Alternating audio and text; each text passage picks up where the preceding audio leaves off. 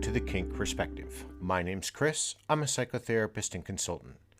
On this episode, I'm going to talk about something that really should be talked about, something that we kind of seem to ignore, or actually not even so much ignore, but we don't even necessarily think about at times. I want to kind of credit this discussion to two people specifically, two people I've actually had on the show in the past. And one person just did, before I say who, did a fantastic writing on this, entitled Protocols and Ceremonies Everywhere Except for When the Dynamic Ends. Last year, at the end of last year, or a few months ago, depending on how you want to look at it, I had a conversation with Brookish about lactation, but in our exchange, when we were talking about other things, one thing that had been mentioned that, again, doesn't really get talked about is what do we do? Do we have an exit plan when we leave a dynamic? Especially when we have control aspects or cognitive aspects in place, protocols, rituals, controlling measures, when we're doing time management for people, right? Over time, we are literally altering their behavior, and the dominants and submissives are altering their behavior for their dynamics so they can work together in conjunction. I've really kind of been wrestling with the idea of whether this is going to be one or two episodes, and because I think there's such a scope here, as far as how big this subject is, I don't know if I can do it in two episodes. I'm going to see how this one goes and kind of with the thoughts and some of the things I've been reading about online and coping and all of these different things, how big this is going to be. So as I go along, I'll see if I'm going to continue. We need to understand that all relationships end. It doesn't matter if you're in a 50-year relationship or dynamic, they all end, and they come to an end because typically they're going to come to an end for at least one reason, and that's usually going to be our own mortality. At some point in our life, we are going to die. We are not sentient beings that are going to last forever. At least I don't know. Nobody's really come back after death and told me otherwise or told the world otherwise, and I'm meaning hundreds of years later, all right? We need to understand that sometimes through the willful choice of or an agreeable choice, people sit down and they don't always get along anymore, or circumstances change, that somebody may need to be released, or a submissive may ask to be released. It reminds me of a time when I was in a dynamic with somebody, and everything was going along great. There was no real issues between the two of us, but somebody was moving further away. It wasn't going to be really conducive to a supporting DS dynamic anymore. We had a big discussion, and I initiated a release. In either case, no matter how a relationship or a dynamic ends, there is going to be some pain. There is going to be some sadness. There is going to be, a little bit of anxiety. There's going to be some stress. There could be some depression, and we need to address some of these things. And that is because, we get used to the rigors of the day in and day out contact. Maybe from a dominance perspective, I would get used to the day in and day out of reminding my submissive to write in her journal, to practice her rituals, to continue her position training, to learn whatever task I'm having her do that week. And because these are being managed on this level, and we really get into the psyche of somebody else, right? We have to really realize that our dynamics, the deeper you get into them, the more control that we are giving up in a power exchange, right? The deeper we go into our psychological and emotional responses towards somebody else, because we're really giving up that part of ourselves. People, speaking from a dominant perspective, a lot of people think that, doms are just looking for control and that's it, and they're control freaks. That's not the case. There's a lot of work that has to go into our craft. We have to know the tasks that we're giving out. We have to learn and understand in the months of negotiations prior, And one thing about this, the other person that I also didn't mention, or maybe I have and I forgot, but I'm going to reiterate if I didn't. But during this writing, LunaLux put up about these protocols and ceremonies. One thing that I love the writing. I think it was a brilliant piece of work. If you're on FetLife, find do a search for LunaLux, read this article. It's brilliantly written from an incredible perspective, and my only thing is to kind of build on what she said. But we don't discuss the endings of dynamics because we get involved in a relationship and we kind of get caught up in the whimsical, fantastical, mystical belief that this is it. We've found each other and we're going to go. And the world doesn't unfortunately work that way. You know, I was in the military. I have been shipped off. People get jobs. They've got to move. Their families get sick. They got to go home. Things in life change. Our tastes change. There are even people that as they grow older, they grow out of their love for the lifestyle. They don't want to do it anymore. I really do think this is kind of a really big topic that's got a lot of different things. So I probably will carry this into a part one and part two. And just going to kind of prattle along with my thoughts. So I'm going to kind of build off of this, what Luna said, and interject my thoughts and talk about the emotional responses. When we start off our dynamic search and we're getting involved with people and we are talking and we're trying to figure out not only if we're finding them attractive, if we like what they have to say, if they can carry a intelligent conversation, they're starting to tick all of our boxes. Then we're doing the basic courtship, and then we're going to maybe sit down, and I'm going to go through my ritual. I know a lot of people don't follow this. I know like Luna and Kane, who I highly, highly respect. Kane and I have, trudged in the same parts of the world. We come from a time that, all of this just takes months to do. And there's plenty of others that still follow this mantra, and there's a lot of new people that are starting to at least follow this mantra. But we have to kind of remember that when we meet somebody, we're not just in the vanilla world going, okay, cool, you're my boyfriend after, I just met you on Tinder or whatever, and then tomorrow you're my boyfriend. I don't think it doesn't work that way. No relationships are really forged in that light.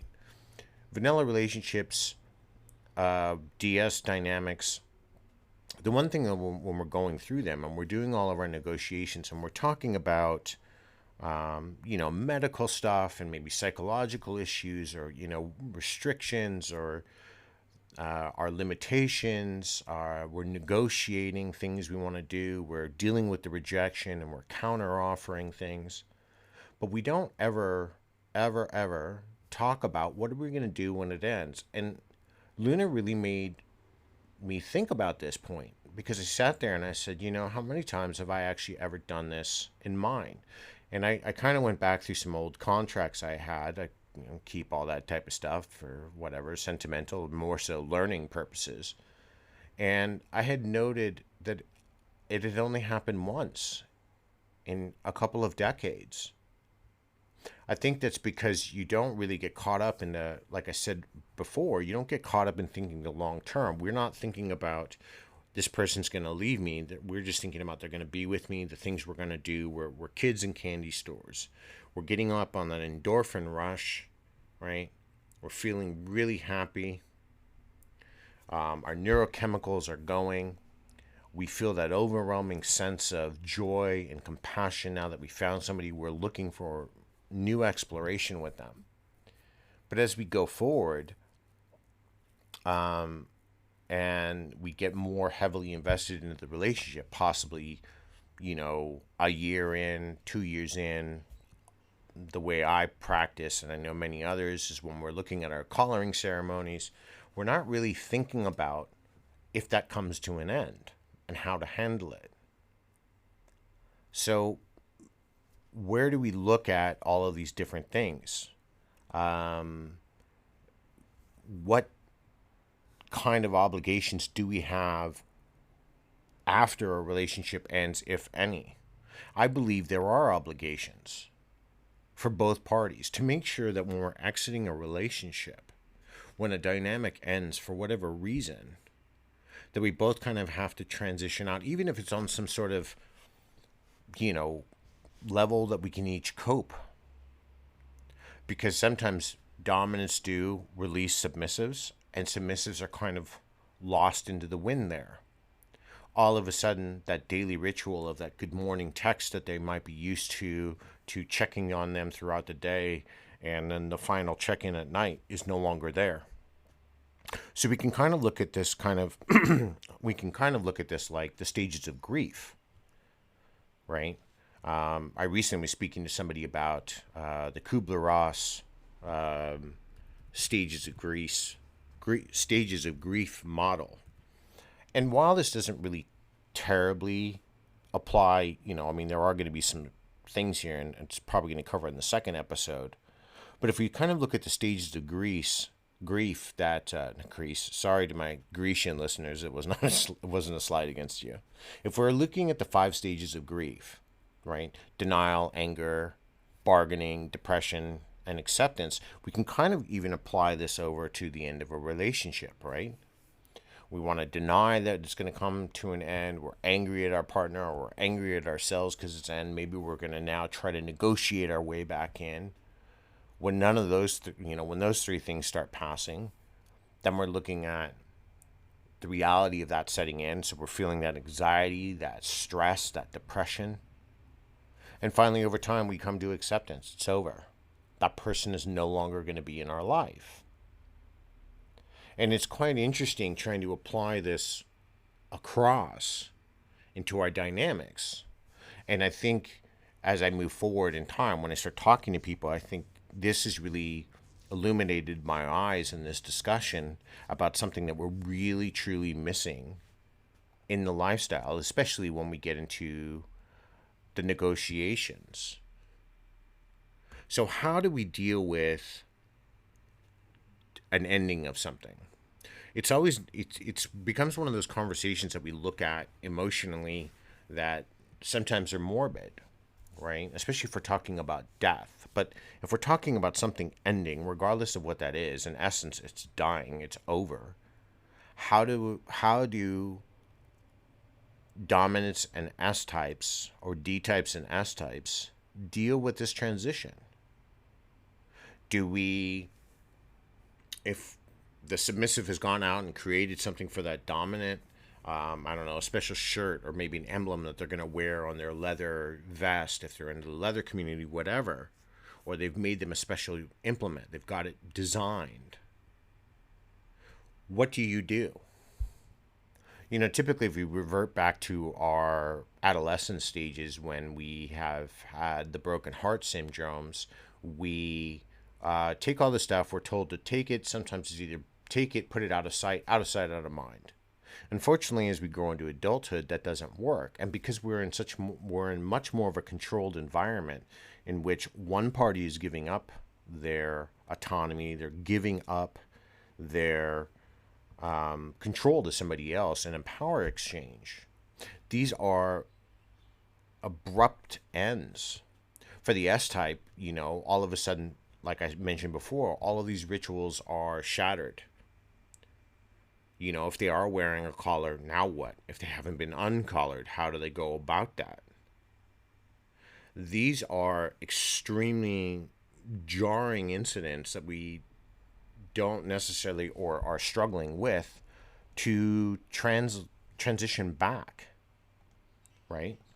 We're looking at how do we move forward? Because now we're sitting around going, well, I don't have, my mistress, my master, isn't here to tell me what to do. These are going to start accompanying major fears of loss because we haven't negotiated these things. We haven't talked about all of these things.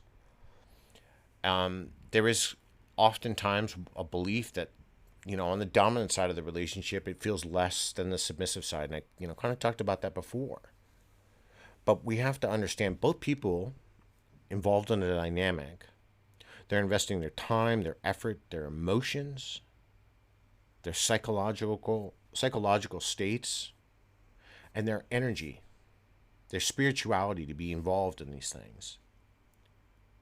And just because I'm dominant, it doesn't mean that I'm exempt from feeling all of these states, right? Submissives feelings, they could be feeling, they might be dismissed, they might feel less than, they might feel, they're start blaming themselves, and we have to be very wary of that if you are on this side when the dynamic ends, to start doing these things, to start taking this personally, why it ended. I mean, it very well could be your fault. I mean, I don't know. I don't know every dynamic that ends, and I don't know why they all end.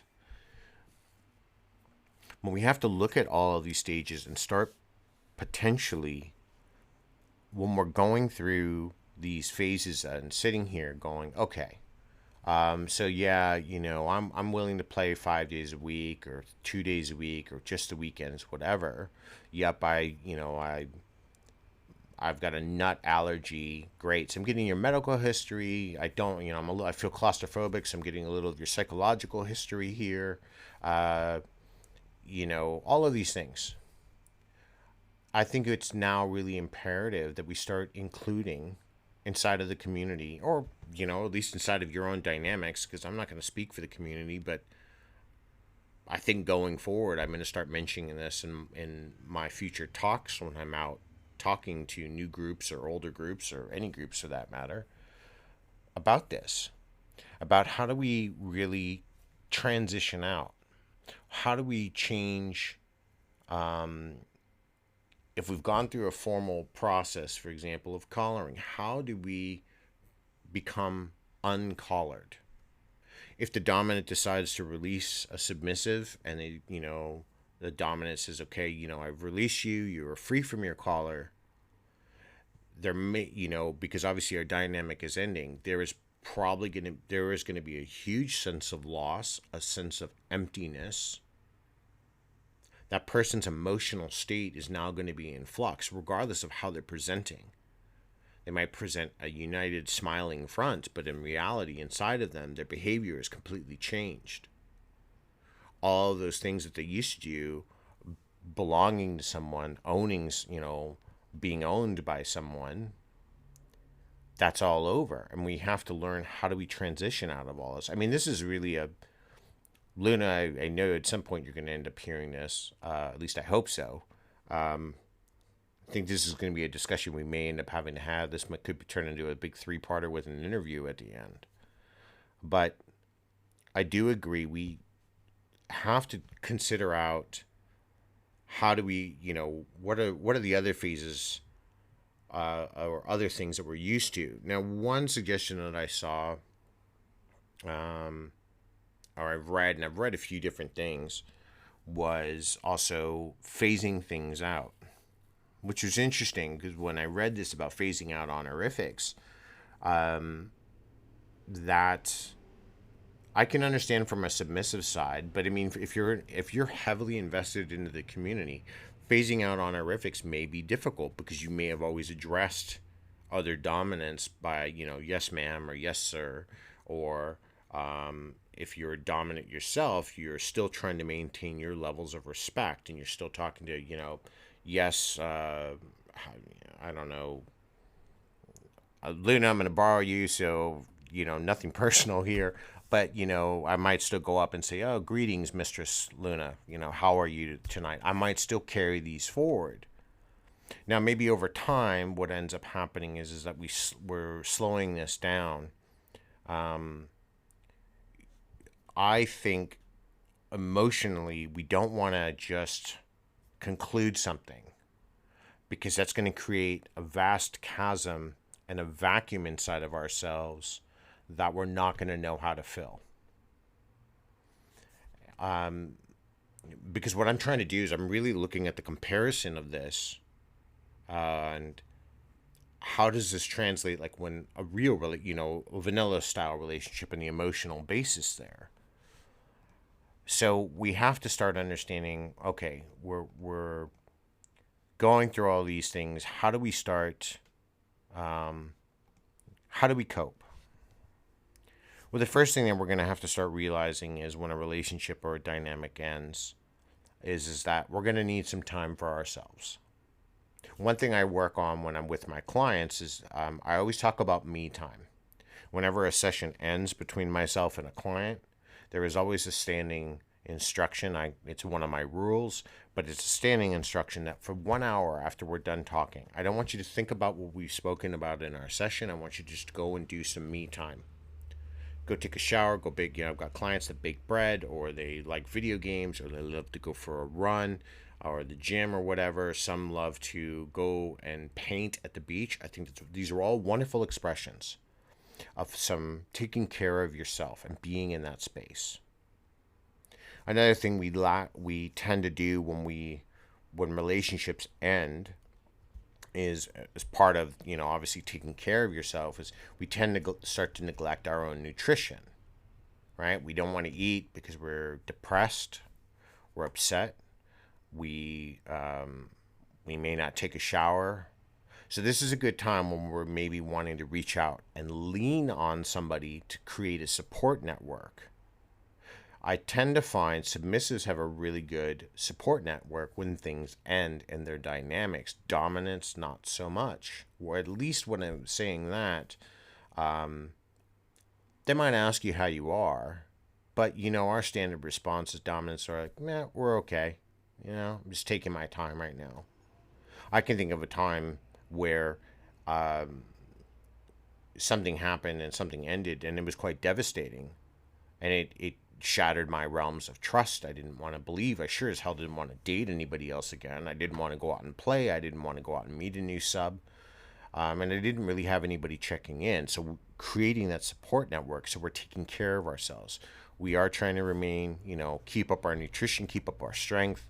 We are not falling into such a deep state of depression or anxiety where we're not keeping up our hygiene. We might want to then, when a dynamic ends, when we're starting talking about moving forward, reconnecting with family, maybe some of the people that we've neglected over time, and think about how that can help us cope through our time. Because what we have to understand is when something ends, regardless of how that is, and yeah, this is going to turn into a two-parter. When something does end, the reality is now we have to start filling that void, and we have to, whether it ended on a good note or a bad note, we have to start creating new memories, because otherwise we sit and stew in the memories we have. We start constantly dwelling on the thoughts of what was versus on what is. And that prevents us from moving forward. And rumination can get really bad for a lot of people. If you're at the point where you're highly depressed after a dynamic ends, you might need to consider speaking with somebody. See a therapist. There's nothing wrong with it. Talking about loss is loss no matter how we face it. This is a really big subject, and I'm really starting just to scratch the surface on this one, and I think I'm going to extend this into a two-part, possibly a three-part episode, because I don't think I can kind of give this all the justice it really needs, because I haven't even gotten to the point where, pardon me, I wanted to start talking about when someone passes away in a dynamic. If suddenly people get sick, if your submissive passes away or your dominant passes away, how do we cope with that? We do go through life thinking we are quite invincible, but the reality is that's not true either. Nobody lives forever, again, as far as I know, unless you're maybe Elon Musk and you're going to upload your consciousness into a computer. I don't know how we are going to continue forward, but with all the non-technological stuff aside,